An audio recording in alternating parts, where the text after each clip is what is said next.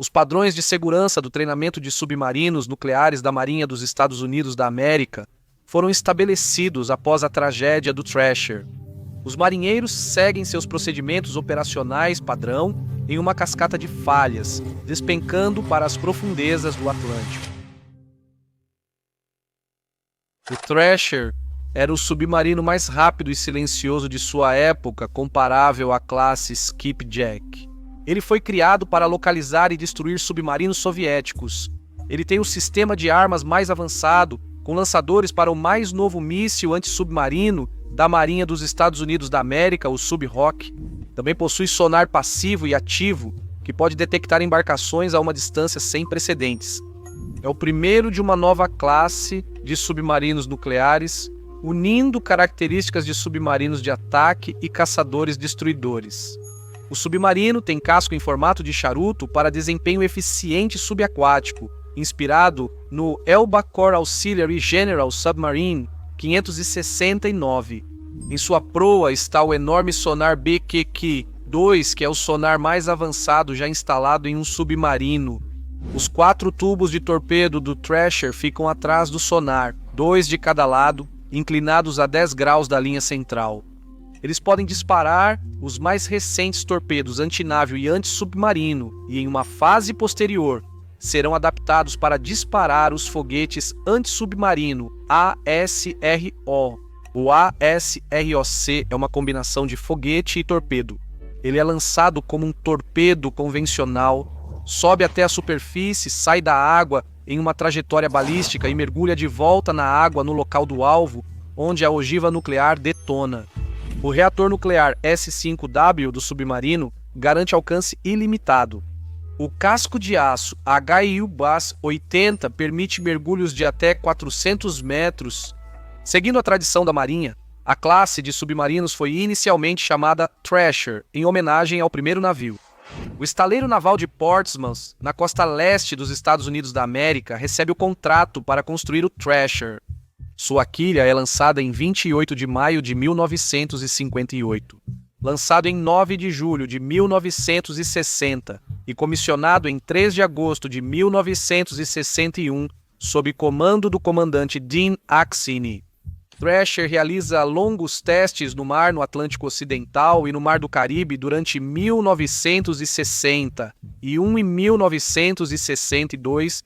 Esses testes avaliam totalmente suas diversas características tecnológicas avançadas e armas.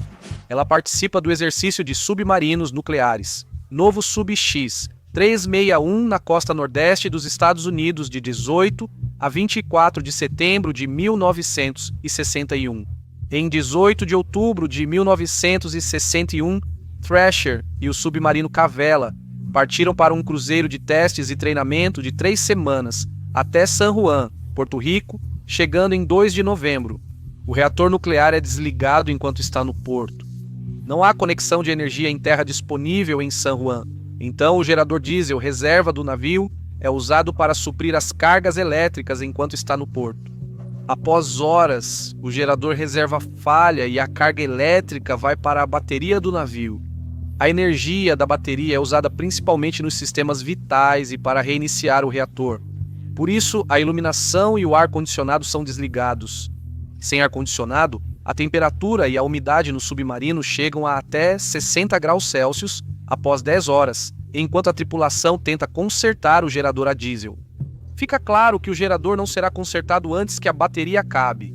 Então a tripulação tenta reiniciar o reator, mas a carga da bateria já está muito baixa.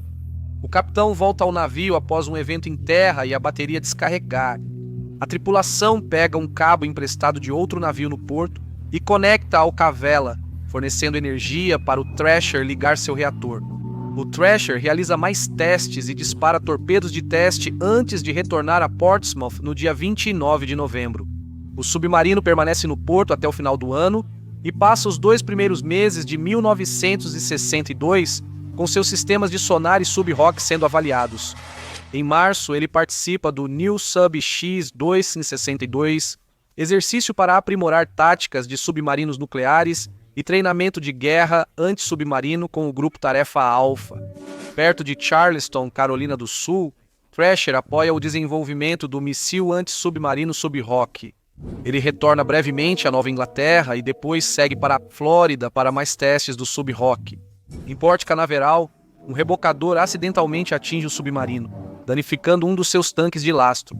Após ser reparado em Groton, Connecticut, pela Electric Boat Company, Thrasher segue ao sul para testes ao largo de Key West e depois retorna ao norte. Ele entra no estaleiro de Portsmouth em 16 de julho de 62 para 6 meses de manutenção programada. Eles precisam verificar com atenção o sistema de lastro, reparado após ser atingido pelo rebocador. Para manter o sistema, engenheiros instalam filtros temporários nos canos para proteger as válvulas. Esses filtros impedem contaminantes de entrar na tubulação quando o sistema está aberto. O trabalho demora mais que o previsto e após quase 9 meses o navio é recertificado e sai do dique em 8 de abril de 1963. Na terça-feira, 9 de abril às 8h00, o Thrasher, sob o comando do tenente-comandante John Wesley Harvey, parte de Kittery, Maine. Ele se encontra com o navio de resgate de submarinos Skylark às 11h00 para iniciar seus testes de mergulho pós-revisão. Juntos, eles navegam para uma área a cerca de 100 milhas náuticas a leste de Cape Cod, Massachusetts. Durante seus 2 anos de serviço, ele já atingiu sua profundidade de teste cerca de 40 vezes. À tarde, Thrasher faz um teste de mergulho, emerge e realiza outro a 200 metros, metade de sua profundidade de teste, permanecendo submerso à noite. No dia seguinte, quarta-feira, 10 de abril às 06h30, o Thrasher retoma contato subaquático com o Skylark e inicia os preparativos para os testes de mergulho profundo. Às 07h47, ele desce até a profundidade de teste de 400 metros. 5 minutos depois, ele se estabiliza a 220 metros e entra em contato com a superfície, enquanto a tripulação inspeciona o navio em busca de vazamentos. Sem vazamentos, Thrasher segue o mergulho e às 8h25 atinge 300 metros. Submarinos dependem da velocidade e do ângulo de inclinação ou ataque para subir ou descer. Assim como um avião que altera o ângulo do profundor para apontar o nariz para cima ou para baixo, um submarino usa o ângulo de seus planos de mergulho e é impulsionado em um ângulo em direção à superfície ou para um mergulho.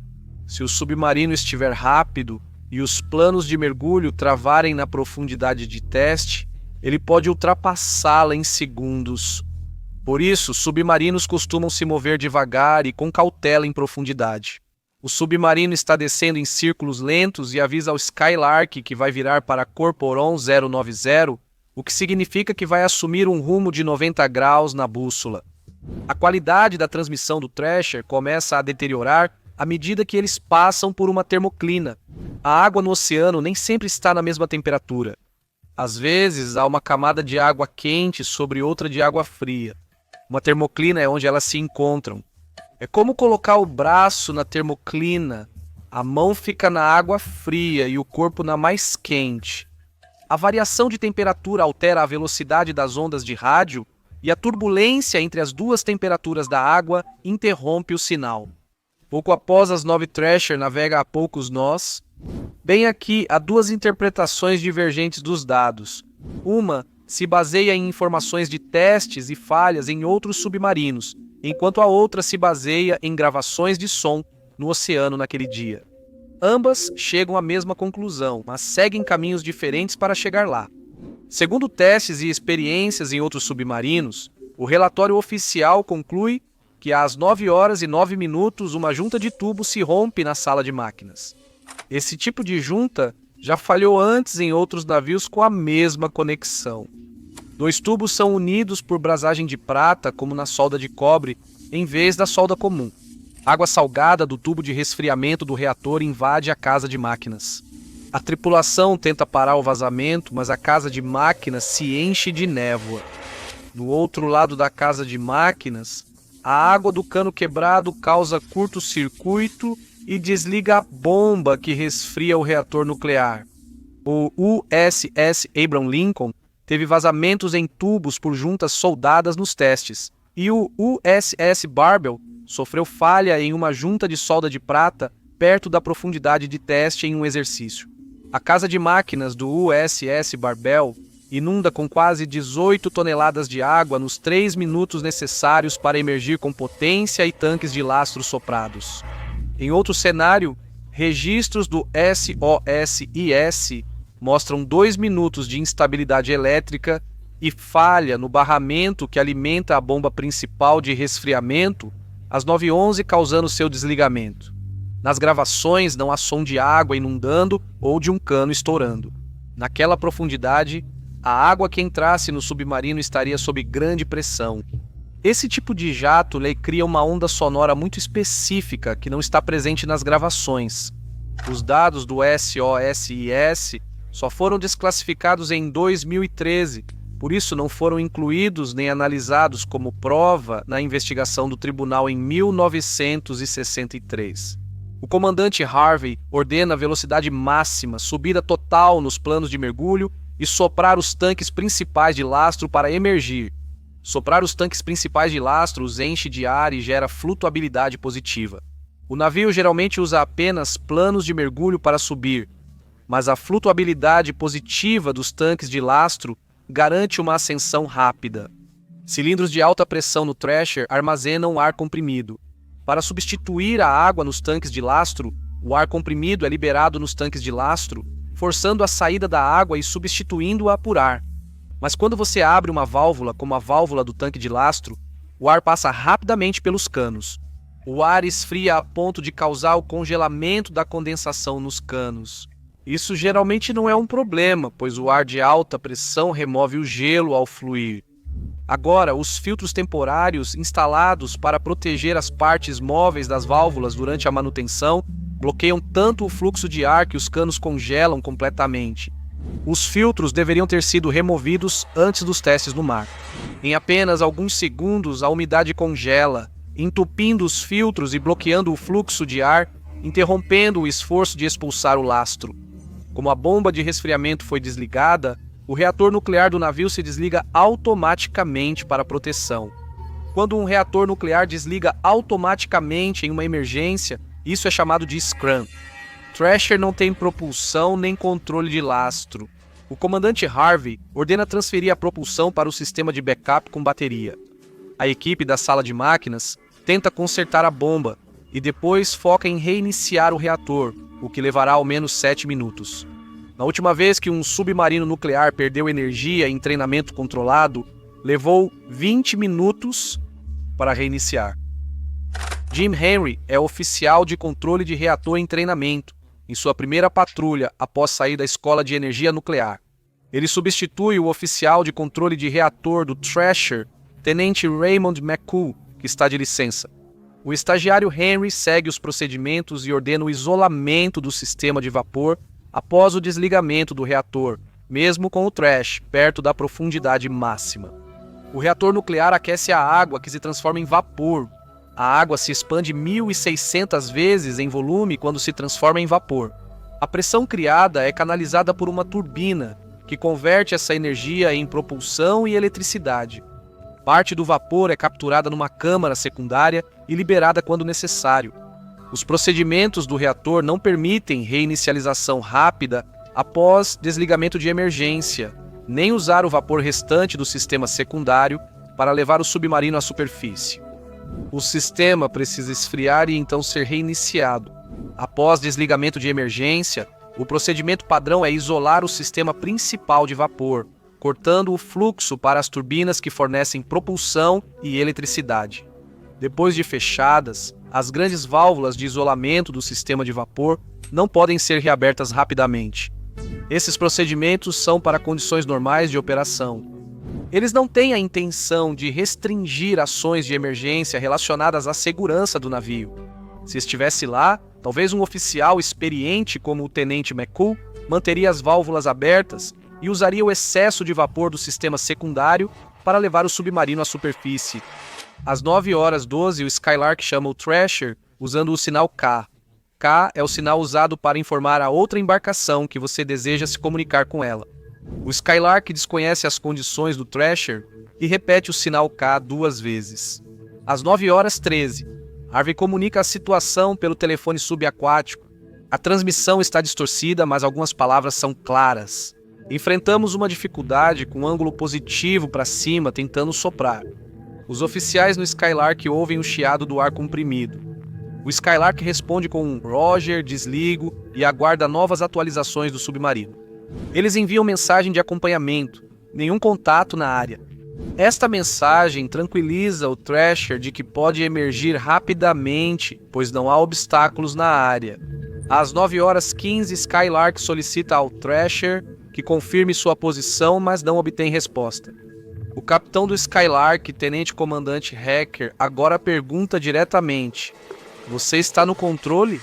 Um minuto depois, o Skylark capta uma transmissão confusa do Thrasher, que é registrada no diário de bordo como 900N.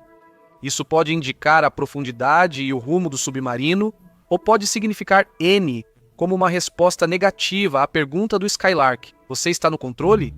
Uma segunda transmissão segue com a frase parcialmente clara, excedendo a profundidade de teste. Às 09h18, o Skylark detecta um ruído de alta energia e baixa frequência, característico de uma implosão. A profundidade estimada é de 730 metros, quase o dobro da de teste do Thrasher. A implosão dura 0,1 segundo rápido demais para o sistema nervoso notar. Skylark segue enviando mensagens ao Thrasher, pedindo várias vezes verificação de rádio, bomba de fumaça ou outro sinal das condições do submarino.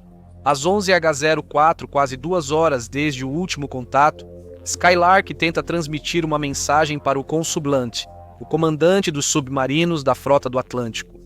"Não consigo falar com o Thrasher desde 09h e 17 tenho chamado a cada minuto. Sinais explosivos a cada 10 minutos sem sucesso. A última transmissão recebida está incompreensível. Indica que o Thrasher se aproxima da profundidade de teste, iniciando busca ampliada. Problemas de rádio fazem com que o Consublance só receba e responda a esta mensagem às 12h45.